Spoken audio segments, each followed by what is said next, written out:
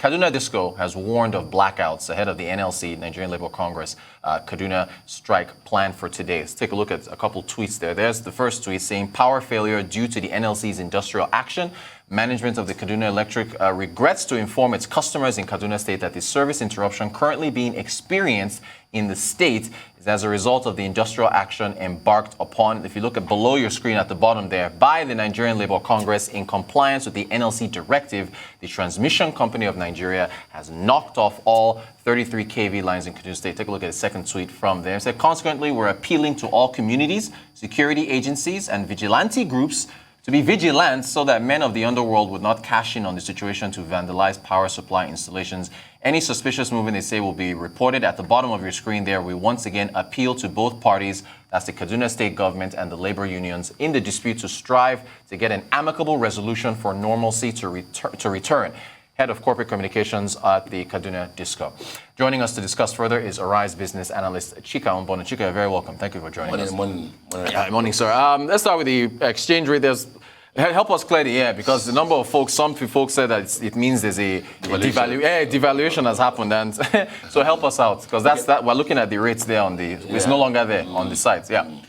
You know, we've done this in the program before. We have. And we actually said that Central Bank of Nigeria, that the rate that the Central Bank of Nigeria used to work with the government transactions is now pegged to the NAFEX rate. Exactly.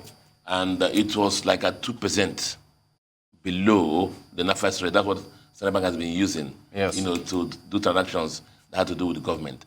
And we did that some time ago, and I'm glad that. Because of the fact that Central Bank also does not do, let me talk about devaluation. Yes. And the NAFEX market. You know, the NAFEX market, or they call it the import and exporters, investors and exporters market, is the market that is for a true price discovery, that represents the true price discovery for the Nigerian foreign exchange market. And basically what it does is that anybody who wants to do legal foreign exchange transaction in Nigeria brings his FX for sale there. Yes. And anybody who wants to buy foreign exchange also comes there to sell. And so between knowledgeable buyers and knowledgeable sellers, you reach at a price discovery that that will compensate, that's balances for both sides. Yes. Now, but those rates can be moving up now, so that's where CBN comes in to manage the rate. So we don't have a free, free exchange rate.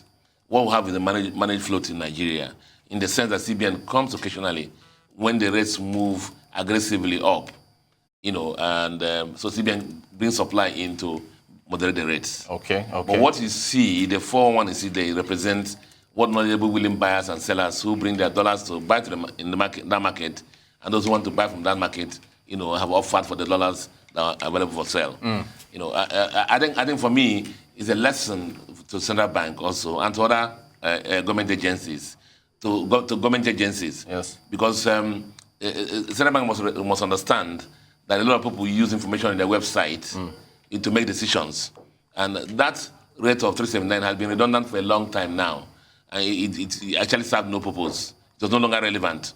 And the issue was that, why didn't they remove it all this while? I've gone to some government MDS, their sites, and I've seen information that is there that is very historical and out of date. And so this is a lesson for people to go and check their websites and make sure that information that is there, that's not current, is removed. And because investors and people all over the world are making decisions based on information on those sites. And whatever is there must be the current situation. Right. So there's no deliberate devaluation of the currency. It is the market that everybody wants to operate like a free market, even though it's a managed market, which is the I&E window. NAFEX. NAFEX. All right. Is knowledgeable willing buyers to take their dollars there. I bring my dollars to sell. Those who want to buy come in there and then reach a exchange rate. Like if the exchange rate, that's the role of CBN now. If the exchange rate is, the range is too far away. Yes. Central Bank can moderate the rate by bringing additional supply into the market. That's why CBN is not hiding it. They're saying they're doing the managed floats. Right. That's what they're not the free market where rates go up, because we can't support the free market. Right. How much is our reserves? $34 billion. If we discount committed funds, maybe $25 billion is the real reserve. We can't use that to defend, free exchange market. We won't be able to do that. All right. So CBN doesn't hide it. they are doing what they call managed float. All right, So and that's the NAFEX rates. NAFEX rates, yeah. Fantastic, Chika. Okay, Chika, so this one was an easy issue to sort out for everybody. To a more complex issue, Chika, this is the Kaduna one. Kaduna. Okay. Let's put it, let me try and break it down. There are two sides or two or more sides. The first side is the government side, the Kaduna government. Yes, with El Rufai. With the governor El Rufai. Yes. The Excellency. It says that we consistently since the last 1 year that we spending about 84% to 90% of their FAC allocations or revenues on personnel costs. Yes.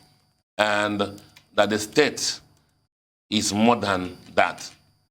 That their mandate in the state is more than paying salaries. Yes. The other things they have to do, build roads, hospitals, schools, and so many other things. And if they're committing 90% of their revenues, to paying salaries, they won't be able to do other things. And so because of the fiscal deficit they have, they said every rational government must do something, basically reducing their head count.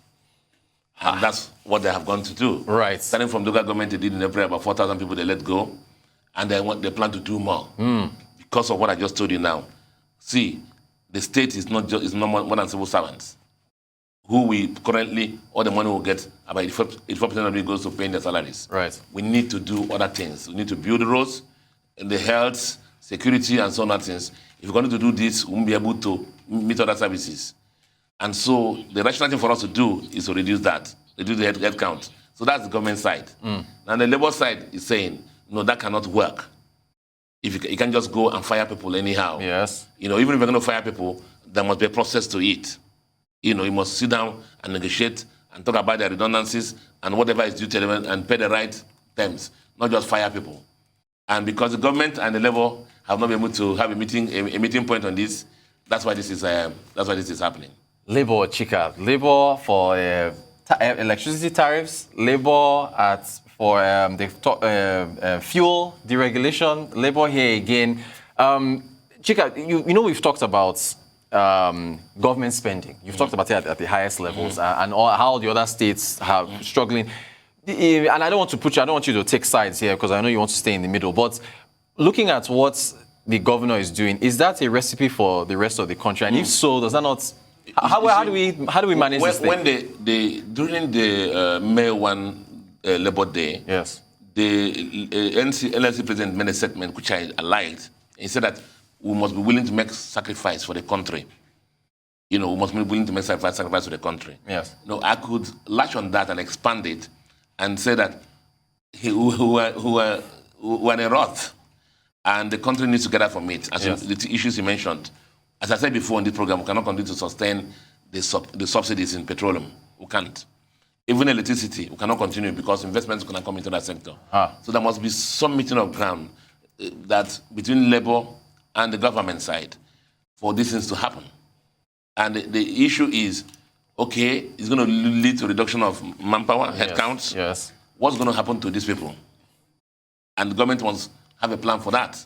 As at now, it's not just firing them and throwing them to the streets, which is like what's being done now. Yes. And the Labour people are saying that why they are doing this in Kaduna State now is because so that if there's any copycat governor so that they learn a lesson from what's happening in Kaduna State now and make sure it doesn't repeat. But you see, there's a problem. As is mentioned already, petroleum can continue to subsidize it. Right. Power, we need investments in that sector. The states are becoming broke.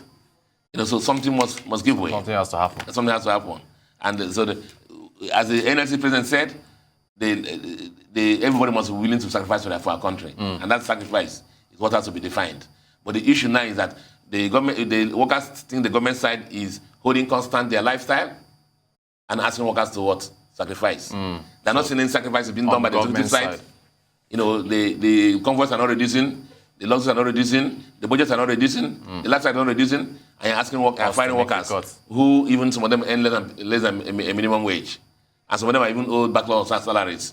Meanwhile, you're not sacrificing. So let the sacrifice be total. So we can see it. And so we can see it. And then bring everybody to the table. All right, business analyst Chika Mbono. Chika, thank you so much.